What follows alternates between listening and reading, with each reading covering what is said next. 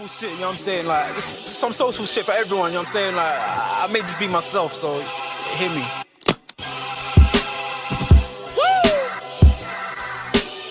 I mean, like, we can pull that clown shit away. This some real shit for you. I'm spazzing right now, so listen, let's go. Yeah. It's in their bones, the thugs in harmony for the love of the money. Then fall victim for the cookie, then turn pussy, it's lonely. You said you hold it down when life get rough, we're here now, so show me. We move them losses to them wins. Heavy pounds, we make it ends meet. Converse with only a few who make me feel like I be 10 feet. Yo, big up people. Hope everybody is blessed. Sunday night vibes. I was going to do this as a live. Couldn't be bothered, got stuff to do. So I said, you know what, we'll post this out this evening. So everyone's blessed, man. I hope everyone's had a good weekend as well. Hands up if your team won this weekend. Let me know. Hands up in the air if your team won this weekend. 3-point collectors, big up them their damn self. Obviously, we're here to do the match reaction, Liverpool versus Bournemouth. Liverpool, of course, coming off that back of the Premier League defeat, to Nottingham Forest at home, at Anfield, a great day for Nottingham Forest, created history by getting that victory. Liverpool playing absolutely poorly, in that game. I would say rectify it, I guess, somewhat in the Champions League against AC Milan, but in the Premier League, of course, still got to come back and do the business. So, it was interesting to see how Liverpool would set up because of the way that Bournemouth do, of course, like to play. So, yeah, the fact that they got the 3-0 victory, good for Liverpool. Of course, before we dive in, guys, make sure you smash a like, share, and subscribe. We are en route to 2,000 subscribers, so please make sure you have hit that subscribe button. Help a brother out. Help a brother out. Come on, man. Help a brother out. But yeah, in all seriousness, look, if we're talking about just the game in a general sense, I think, as I said before, the way that kind of Bournemouth set up, I did think it was going to be potentially problematic for the way that Liverpool like to play. But then on the flip side of things, I also felt like it would then play into Liverpool's hands. Before the game, of course, in terms of the lineup and everything. Kelleher, of course, we knew in terms of what Ali being injured, we knew he was coming in. Luis Diaz coming in back in for Cody Gakpo. Andrew Robertson, the other one coming in for Tsimikas, obviously was dropped during the week against AC Milan. And then Darwin Núñez, I think that was probably more the surprise one, if I'm being 100% honest. That one was a surprise, especially because it's not so weird sometimes. I like him, by the way, but he's just funny. Like, you'll talk about player, the man drops him. What was the point of talking about him in the first place? Do you know what I mean? Like, or was it like, are you gearing it up for that period of time? I don't know. But that was funny. But either way, he played Darwin Núñez in this game. Of course, Darwin Núñez scored a very, very good goal with his left foot, and Luis Diaz getting the other 2 goals in quick succession. But yeah, the way that Bournemouth played, like I said, I knew it would be problematic, but then I also thought, okay, as I said, it's going to play into our hands a little bit, because if they're going to press us high, we can then hit them on that counter. And we all know Liverpool counter-attack. Come on, man, that's easy money right there. That's very, very easy money, and it allows for us to kind of play our game. But on, you know what I mean, at the same time, it's not like Bournemouth were mugs. I will tell you that right now. Like, to me, I mean, my own opinion. I don't care about your own opinions. This is my opinion. To me, it wasn't a 3-0 game. We were clinical, yes. It didn't feel like a 3-0 game, though. Did you get what I'm trying to say? Like, it didn't feel like that. Like, Bournemouth were trying their thing. They really were trying their thing. And I think on another day, they score a couple of those chances. Listen, when they score them, what that means, impact for the game, I don't know. But all I know is that on another day, they will score them. Now, I'm not saying you have to play flawlessly. I'm not here to do these analysis, by the way, to say, yeah, I expect. It's not about that. At the end of the day, you get the 3 points, 3 goals, no goals conceded, 3 points. You're happy, and I'm happy with that side of things. But it's just more, I guess, to give a bit more context to really to anybody who didn't watch the game, but also just in terms of how I looked at the game. Just my own personal thoughts. In behind that in itself. So yeah, that to me, it wasn't a 3-0 game. Like I said, Bournemouth were really, really good in that game, but when they got pickpocketed, in the midfield at times, at the back sometimes, just little things like that. You come up against a team with the quality that Liverpool does have in comparison to yours, bro. It's easy money, man. As I said, man, it's too easy for Liverpool, too easy. So I feel like that's kind of how, to me anyway, that's kind of how the game kind of looked, in itself. There are a few players, a couple of performances that I liked. Some I thought, yeah, kind of thing. So we'll take a look at them. First up, of course, was Luis Diaz. 2 goals in, as I said, in quick succession. I feel like, you know what, this season he's really proving me, like he's really proving to me anyway, I can be the guy. Or okay, you don't even have to be the guy, so to speak, because Salah's always going to be there, right? But I can help. I can help too. I can do my thing. Do you know? Do you get what I'm trying to say? Like, and that's all that I've always looked at Diaz. You know, he's got, obviously he's got good parts about his game, but he's also got other parts about his game that is very frustrating. You know, decision making, I feel at times can be a little bit lacking. And I still feel that now, to be honest. I don't think it's changed too much, to be honest with you. But I feel like the opportunities he is getting now, at times he's making the right decision. Other times he's still not doing so, whether it be a pass or a shot or, you know, just release the ball quicker and stuff like that. But in terms of just this game in itself, against Bournemouth, listen, clinical. First goal, I think that was the one where the ball from Ibu, really good ball over the top. What Kepa was doing though, I mean, that's so dumb. Why'd you come out your goal like that? And if you're gonna come out your goal, you better Clark, man. You're gonna have to. You're gonna have to, bro. Like, you're gonna have to, like, literally clear him out of the way, bro. You hear what I'm trying to say? Like, and if you're not, then don't come out your goal. Like, do you know what I mean? It's just weird, but either way, good first touch. Took it round, finished it, nice finish. And then the second one, finished it just under Kepa as well. Can't remember who played the ball into him. It might have been Trent. I think, yeah, that was the Trent pass. And then, yeah, into him. And then, yeah, it was a good finish, man. It was a good finish. And I just felt like, in terms of his overall game, I felt like he was good in the game, man. I felt like he had a very, very good game. Next up, Darwin Núñez. Listen, man, we spoke about Darwin Núñez before the game, in terms of between him and Jota and stuff like that. And look, I don't want to go too into it, to be honest with you, because I feel like it's coming anyway with people in terms of what they're going to say about him anyway, regardless, whether you don't rate him like myself, and I still say that I'm not going to change my mind. He hasn't done anything, of course, to do so. You know me, I'm not really a flip-flop like that. But, you know, in terms of the people who don't rate him and the people who do rate him, listen, we stay on our sides, I guess, and it just is what it is. And I think I always say this, that tells you so much about a player when it's so, I don't want to say 50-50 because I don't know in terms of numbers. I don't actually know what the numbers are looking like. But when you have this general consensus that there's a clear divide with this player, to me, it just screams volumes. But in regards to this game, took his goal very, very well. I felt like outside of that, didn't really, like, maybe in the first half was okay. You know, he was all right, so to speak. But yeah, not really much going on else, if I'm being honest with you. Obviously, we'll get onto his rating when I go through the team rating and stuff like that, and maybe I'll look at it a bit more. But yeah, like I said, he took his goal well, and that's all you can ask for. Come on, if you're going to come in place for the other striker who's been playing for all of these games, you're going to need to perform in some way, shape, or form. Now, if you can't give me the performance, which I don't think he really did, then at least give me the GA. At least give me that. And guess what? He gave us the GA. He gave us the GA, and we can't really necessarily compare. So of course, when it does come to someone like a Darwin Núñez, listen, as I said, I'll let everybody else have that conversation, that argument. I don't really care, to be honest with you. I can't remember who our next game is against, whether I think it's the cup game. Yeah, I think it's the cup game against West Ham. So maybe he starts in that game as well. Maybe Cody Gakpo starts. I have no idea what Slot's thinking in terms of how he kind of plans this, because it's funny because even Slot said it like after the game about, why is he shooting, bro? And it's like in that moment, this is what I talk about when it comes to him, when it comes to Darwin Núñez, kind of thing. We all know this guy can score worldies. We've seen my man score some mad goals, crazy goals, right? But sometimes you just sit there and think, why? Like, we know you scored, and obviously hindsight's a wonderful thing, right? But that's like a 1 in 10. Do you know the one that, like, you just sit there and think, that's like a 1 in 10? Like, why do you do that? And I feel like that's what Slot was kind of saying. Well, he basically did say it, to be fair, in terms of when he first saw it. Of course, he's happy it went in, but he was still thinking, bro, why didn't you just lay it off? But listen, you scored. But like I said, in terms of the rest of his game, I feel like it's probably, yeah, we'll get to the rating. I'll save that one. One player who I thought was really good in this game was Ibu Konate. Of course, got that assist for Luis Diaz, right? But he was good.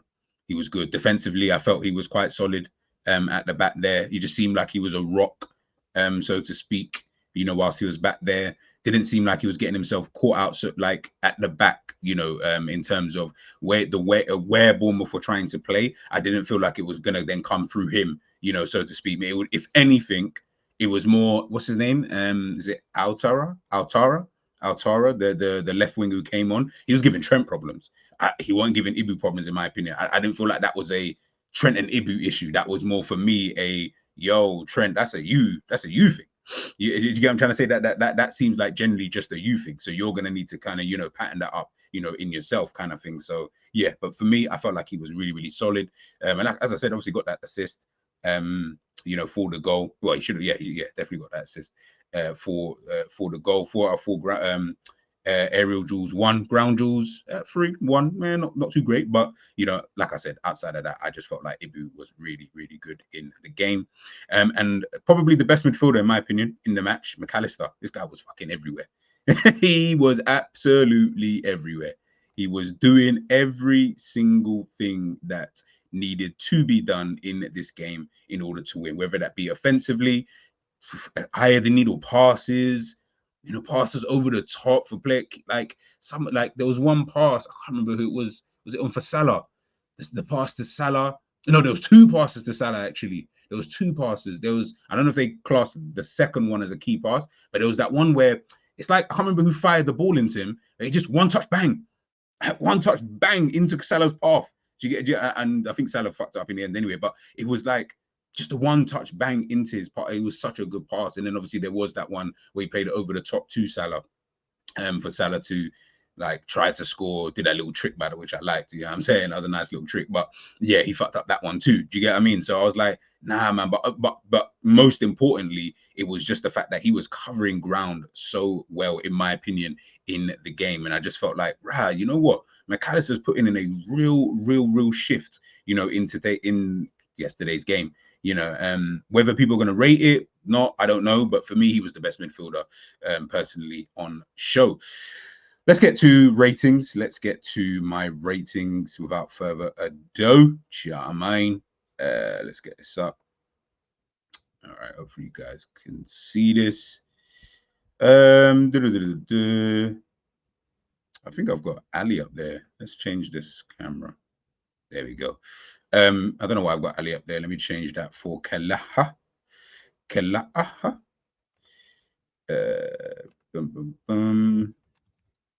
All right. Kelleher, he made some good saves. I felt he made some good saves. But at times I also felt he was shaky. Holding on to ball for too long. Some of your passes. I don't know, man. I don't know. The saves were good. Do you know what I mean? There was one save he made. I think Trent would have gotten Trent would have been given an own goal for it had it gone in. But Kelleher obviously made that save. He obviously made 7 saves in the game. I think I'll give him a 7.5. There was just something about his performance that it was almost like, obviously your goalkeeper, so that should be the only thing that matters, right? But it was almost like outside of the saves, I didn't feel that confident for some reason. I did feel like, man, I feel like he's not going to score, And then he would make the save, and I was kind of surprised. Did you get what I'm trying to say? So I don't know, man. I think 7.5. I think he wasn't any better than that, to be fair. We'll go to Trent. I think Trent played all right. I think Trent played calm. Couple misplaced passes, yes. Yeah, I mean, like I said, with Altara, I think that's the name. I think that's how you pronounce it, should I say? When he came on, I felt like he was giving Trent a bit of problem. You know what I'm saying? Like Trent was not comfortable. There's no way he walks out of that and says, yeah, I was super comfortable with my man on the pitch. Definitely wasn't. I'll give it a 6.5 or 7. 6.5 or 7. I'll say 6.5, bro. It's above average, you know what I'm saying? Konate, as I said, rock at the back. Yeah, I like in the game, I just felt like he was solid. Like I didn't feel any nerve with him, back there. I generally felt like he was generally solid, at the back there. Really good performance in the heart of defense. So I'll give him 9. Van Dijk, I felt like Van Dijk was also, but it was kind of the same, to be honest with you. Like I felt like he was super duper calm. He was super calm. The first goal, that was offside for Bournemouth, to be fair. Again, I'll leave that one. This is just added to my tapes. I'll leave that one. But yeah, Van Dijk, I'll give him a 9. Robbo, didn't think Robbo had a bad game. I'm trying to say, like, I'm sitting here and I'm trying to think, like, I tried to think, okay, what would I knock you down for in terms of a score? I felt he was maybe a bit better than Trent. Just a bit, like literally a bit. I'll give him a 7. Ryan Gravenberch. I thought Ryan Gravenberch was good in the game. I thought he was real good in the game. Again, defensively, offensively, I thought it was calm. I did feel like maybe in that first 15, 20 minutes, I don't know about all of that, but yeah, for the rest of the game, yeah, let me think. Ryan Gravenberch, was there anything? No, I think solid 8. McAllister, again, I already spoke about him. I felt like he was the best midfielder that we had on the pitch. Some of the passing was dumb from McAllister, helping out defensively as well. I'll give him 8.5. Oh God, why does it say 8.5? Salah, crap. My opinion, I thought he was dead. I know he got the assist, but yeah, nah, I'll give him 4.5, bro. I thought he was dead. Like, when I'm watching it, yeah, I'm watching Salah, I'm just like, if I was the opposition, you wouldn't be worrying me right now. Like, you're not really like my main concern. Like, you're not the one I'm looking at and I'm like, oh my God, like Salah's on the ball. Like, we need to make sure that Salah does this, that, and the third. And you guys know that's hard for me to say. You guys already know that's very, very hard for me to say. He only made 24 passes in the game as well. That's mad. 48 touches. Yeah, this brother was barely in it. Let's move on. Sly. Felt like he was the weakest midfielder we had, if I'm being honest with you. I felt like at times misplaced passes. Looked like he was sometimes out of position as well. Like stupidly, like you're just not in the right place at the right time, at times. And for most of the game, I felt like he was kind of like he wasn't the same. Like I felt like Curtis Jones, I think, came on for him or came on at least in his position, right? I felt like Curtis Jones did more in that time that he was on than Szoboszlai did in the whole game, if I'm being honest. I give him 5. It was very average. I'll give Salah a 5 actually, because he got the assist. Diaz, come on, bro. Man, get 2 goals. You get yourself 2 goals, you're automatically on the 8s. And he put in a good performance as well. I'll give him 8.5. And Darwin Núñez. Núñez got himself a goal, so I'll give you the 7s for that automatically. But yeah, like I said, I just felt like outside of that, I don't really feel like he did much. Didn't really feel like he was helping to link up play at all, really, if I'm being honest with you. I didn't feel like we were that fluid with him up front anyway. Went missing in that second half, definitely went missing. Whether you could put 100% down to service, actually, if I'm being honest. I felt like they were getting the front line, were getting enough of the ball in order to make things happen. I'll give him 7.5. I'll give him a 7.5. But yeah, that's about it. I'm not going to do the subs. Don't really care about the subs. Yeah. Oh, did I put Robbo? No, I'm sure I gave Robbo a higher score than that. Yeah. No. Robbo's not a 5. I'm sure I gave him a 7. There we go. Yeah, down that right side, man. I wasn't really feeling like that. I can't even lie to you. Like, yeah, I felt like Trent. Like these are above average, by the way. So I don't want people to cry and be like, "Oh, what do you mean?" Like this is all above average. Do you get what I'm trying to say? So yeah. As long as it's average / above average, then cool. But to me, I felt like Salah was not that good. I think Salah and Szoboszlai for me were the weakest players on the team. Yeah, I felt like they were the weakest players on the team, if I'm being 100% honest with you. Sorry, Salah and Szoboszlai, not Salah and Trent. But I expected a bit more from Trent. Like I said, it was above average, but Would I say as good as Robbo? No, I felt like Robbo did that just that little bit more. Felt like it, yeah. And I know obviously Trent got the assist. Should I bump it for the assist? Should I bump it, guys? Yeah, go on. I'll bump it to 7 then. Go on.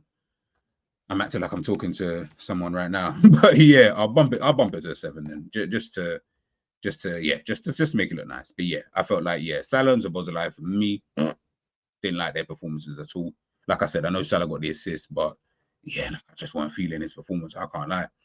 Like I just felt like you just weren't dangerous enough for me in the game. I know you were trying. I'm not saying he wasn't trying in the game. But I never felt that Kirkes. I don't feel like Kirkes would have walked out of that game and said, "Man, I stunk." Man, he proper like, yo, one of the the best right wing in the world or whatever. Yo, he's done me today. Yeah, I definitely don't think he walked away like that. I think he would have walked away and said, "I did a good job. I did a decent job. I can't lie." You got what, the best wing in that you guys call in the world? What, the best right wing in the world? Yeah, I've done a very good job. I've done a very good job in that regards. Not great, but I've done a good enough job considering who we're up against, who I'm up against, the team I'm up against, other stuff I've got to worry about. And yeah, I expect more. It was good seeing Chiesa come on as well. It was good seeing Chiesa come onto the pitch. That was nice. He managed to ras that shot, boy. Tried to ras that shot. I thought it was going to be like if you guys remember Suarez against, is it Norwich? I think Suarez against Norwich. Yeah. It looked like it had that type of technique, from him. So yeah, it'd be interesting to see. I think he'll start the game against West Ham. Or maybe not, actually. I don't know. I really don't know what his fitness and stuff is saying at this current moment in time. Just take a look at this before, of course, we head out. Obviously, there's been talk, about Trent Alexander-Arnold, apparently. I didn't know this. I just kind of stumbled across this. Apparently, obviously, he's talking about his contract situation. And he says, I want to be a Liverpool player. This is posted out by Fabrizio, just little quotes. I want to be a Liverpool player this season as a minimum. This is what I will say. Trophies are an important factor. Important. Look, I have been at the club 20 years now. I have signed 4 or 5 contract extensions, and none of those have played out in public. This one won't be either. I want to win trophies. I'm a player who's highly motivated by winning things and being elite. That's probably the main factor of anything. I want to win. And then Paul Joyce posted out a game of cat and mouse now ensues of Richard Hughes, who has inherited a situation, not of his making, of course, attempting to strike what is best for the club and the players, none of whom appear to want to leave, seeking to secure the best for themselves. So, yeah, this whole contract situation is, would I say it's interesting? Nah, I'm kind of over it. I don't really care. I'll be so honest with you. I actually don't really care. Sign a deal, don't sign a deal. It is what it is. Obviously, I want them to sign a deal, but I don't really. I've seen better players leave the football club. Do you get what I'm trying to say? So I'm not gonna cry over these guys if they were to leave, right? But ultimately, it's a big job for Hughes. He's got to try and sort this out. How he does that, I don't know. But also, it's like what I said to people before. I'm not saying, by the way, Trent saying he wants to leave. Van Dijk. We've heard Van Dijk say, if he could stay, along the lines of if he could stay, he would stay.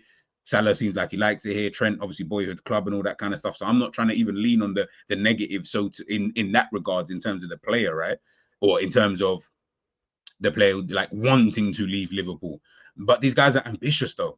So like I say, like if we don't look like we're winning stuff or we are winning stuff, and obviously just it's unfortunate that this is happening during a season where we're supposed to be having a transitional season and stuff like that.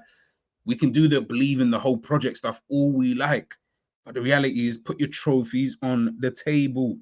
Gerrard couldn't entice Gerrard, the guy that you guys all hail as king, the guy could not entice certain players to come to Liverpool because Liverpool were bummy back then.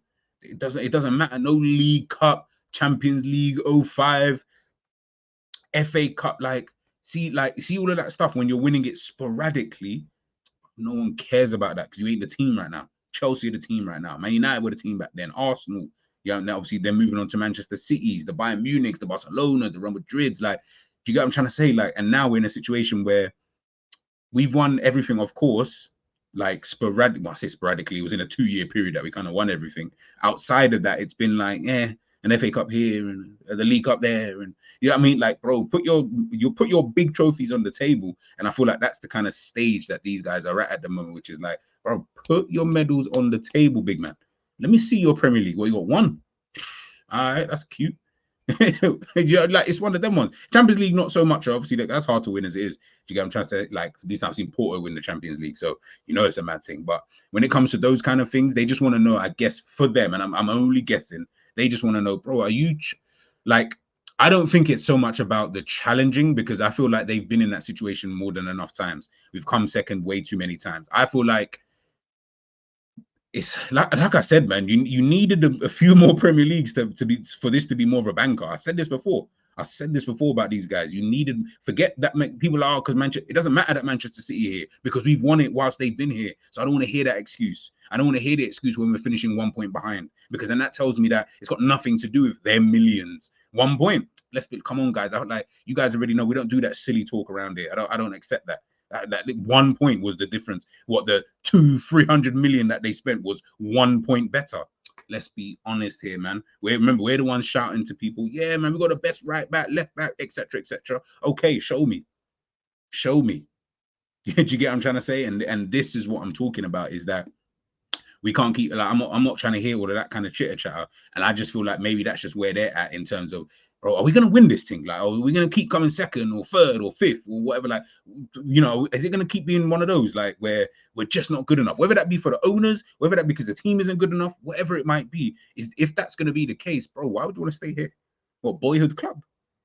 Well, this ain't the 2000s anymore, bro. Do you get what I'm saying? Trent ain't stupid, bro. Trent understands his worth, in my personal opinion, and he's already won everything. So what would keep him here? Do you get what I'm trying to say? I don't think, and this is just me looking at the other side. I think, of course, like I said, I would want him to stay, but I'm not begrudging no one. But Real Madrid, like I said, I've said this 100 times. Gerrard was dumb. He was super dumb for not leaving. That's on him. He's gonna regret that. I don't care what interview he ever does. I don't care what Gerrard has ever said. That guy has blatantly regretted the fact that he did not leave Liverpool. Of course he did. Of course he did. Did you get what I'm trying to say? But listen, that is what it is. We'll wait and see. Hopefully Trent signs a new deal. Hopefully Van Dijk signs a new deal. And hopefully Mo Salah signs a new deal. We'll just have to wait and see, man. Hopefully Liverpool just keep winning, keep doing your thing. And in that way, this becomes a moot point, you know, so to speak. So let's wait and see. Guys, let me know your thoughts in the comments. Ibu was obviously my man of the match for the game. Let me know yours in the comment section. And let me know what you're looking forward to seeing in the game against West Ham. I'll catch you guys during the match preview. Peace.